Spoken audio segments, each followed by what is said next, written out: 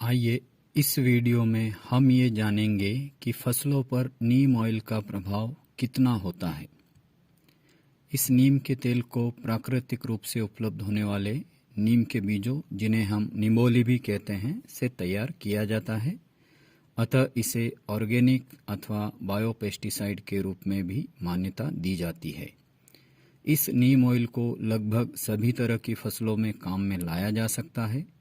ये 3 प्रकार से फसलों पर काम करता है: as a insecticide, as a fungicide और तीसरा मिटीसाइड के रूप में। पहले रूप यानी इंसेक्टिसाइड के रूप में इसके प्रयोग को देखें तो ये ब्रॉड स्पेक्ट्रम इंसेक्टिसाइड के रूप में काम करता है, अर्थात व्यापक रूप से सभी इंसेक्ट्स पर इसका प्रभाव देखा गया है। ये रस चूसने वाले कीटों, पत्तों एवं फलों को खाने वाले कीटों पर प्रभाव डालती है। हम फसलों पर लाभ पहुंचाने वाले कृषक मित्र कीटों को भी देखते हैं, उन पर इसका ज़्यादा हानिकारक प्रभाव नहीं होता है। उदाहरण के रूप में मधुमक्खी, तितली इत्यादि।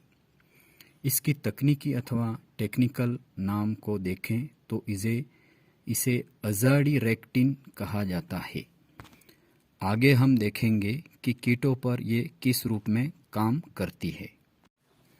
पहला, एज ए रिपिलेंट, अर्थात नीम के तेल से जो गंध आती है वो कीटों को पसंद नहीं आती, अतः ये उन पौधों को छोड़कर चले जाते हैं। दूसरा, एज ए एंटीफीडेंट, अर्थात नीम ऑयल का जब छिड़काव करते हैं तो फसलों के पत्ते कड़वे हो जाते हैं, जिन्हें सामान्यतः कीट खाना पसंद नहीं करते हैं, इसलिए इसे एंटीफीडेंट कहा जाता है। इसके तीसरे रूप को यदि हम देखें तो इसे स्मोथरिंग यानी कीट के नाक और मुंह को ये नीम ऑयल ढक देता है, जिससे उन कीटों की श्वसन क्रिया में बाधा पहुंचती है, इसलिए इसे स्मोथरिंग कहा जाता है। चौथे रूप को हम देखें तो चौथी प्रक्रिया में इसे काइटिन कहते हैं, अर्थात कीट की रक्षा हेतु एक काइटिन नाम की परत या झिल्ली बनती है, उसे ये बनने से रोकती है। पांचवी प्रक्रिया को हम देखें तो इसे इंसेक्ट ग्रोथ रेगुलेटर, अर्थात कीटों में पाए जाने वाले ज़ुवेनिल एंड अबाइज़ोन 2 हार्मोन्स होते हैं, उन पे ये प्रभाव डालती है, जिससे कीटों की भूख मर जाती है, जिससे वो पत्ते और फलों को खाते नहीं है। एक लार्वा अवस्था से दूसरी लार्वा अवस्था या प्यूपा अवस्था में जाने से रोकता है। छठी प्रक्रिया को हम देखें तो इसे स्टॉप मेटिंग कहते हैं, अर्थात नर और मादा कीटों के समागम को रोकती है, जिससे मादा कीटों में अंडे नहीं पनपते, जो इनकी अगली पीढ़ी की उत्पत्ति में बाधक होकर इनकी संख्या को बढ़ने से रोक देती है।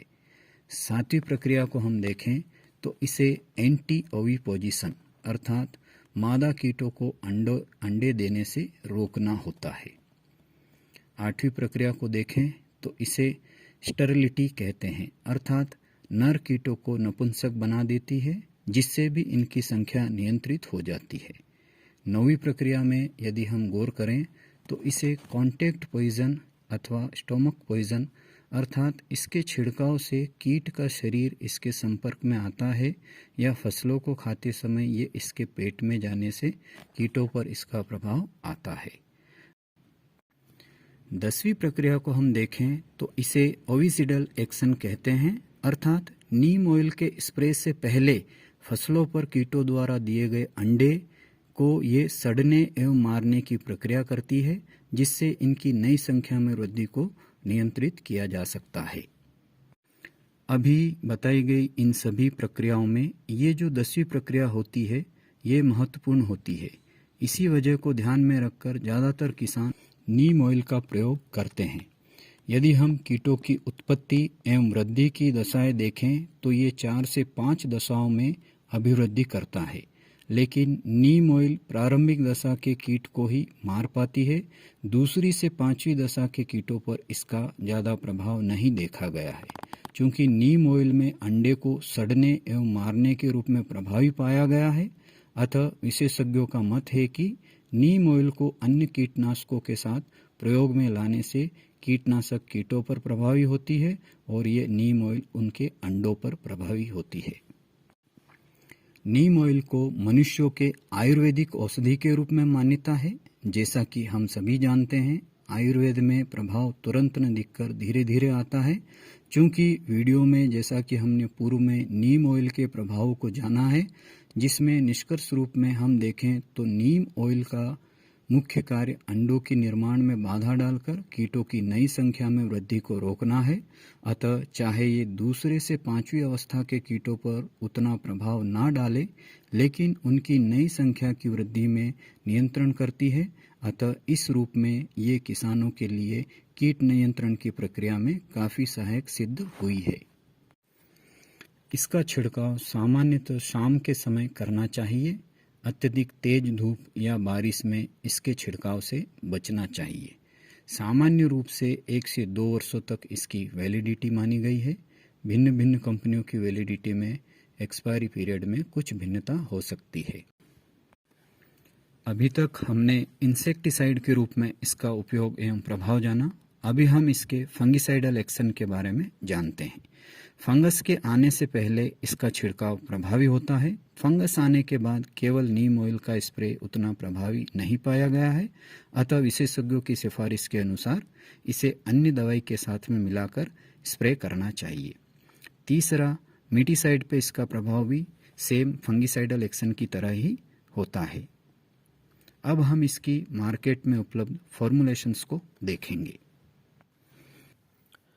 अजाडिरेक्टिन 0.003% EC यानी 300 ppm 5 से 7 ml पर लीटर, 0.15% EC यानी 1500 ppm 4 से 5 ml पर लीटर, 0.3% EC यानी 3000 ppm 3 से 4 ml पर लीटर, 0.5% EC यानी 5000 ppm 3 ml पर लीटर, 1% EC यानी 10,000 ppm 2 से 3 ml पर लीटर, 3% EC यानी 30,000 ppm आधा ml से 2 ml पर लीटर, 5% EC यानी 50,000 ppm आधा ml से 1.5 ml पर लीटर। यदि हम नीम ऑयल के अन्य प्रभाव की तरफ गौर करें तो जो हमारी गार्डन में घास या लॉन लगी होती है उस पर चलना, नंगे पैर चलना, चूँकि हेल्थ एक्सपर्ट्स कहते हैं कि वो लाभदायक होता है। जब हम उस पर नंगे पैर चल रहे होते हैं तो हम देखते हैं कि उन लॉन या घास में कुछ कीट पाए जाते हैं जो हमारे अगले कदम के साथ उड़ते हैं। अतः कभी कभी हम उनके नियंत्रण हेतु कुछ रासायनिक कीटनाशकों का प्रयोग भी करते हैं, लेकिन इनका दुष्प्रभाव ये होता है कि कीट तो नियंत्रण हो जाते हैं, लेकिन जब हम इस पर नंगे पैर चल रहे होते हैं तो ये स्किन के द्वारा हमारे शरीर में पहुंच जाते हैं, क्योंकि स्किन में पोर्स होते हैं, उससे ये एब्जॉर्ब हो जाते हैं। अतः इसके विकल्प के रूप में भी हम नीम ऑयल का प्रयोग कर सकते हैं, चूँकि इसे बायोपेस्टिसाइड या ऑर्गेनिक पेस्टिसाइड के रूप में मान्यता दी हुई है। तो ये आपके पेट्स अथवा बच्चों पर भी दुष्प्रभाव डालने से बचा पाएगी।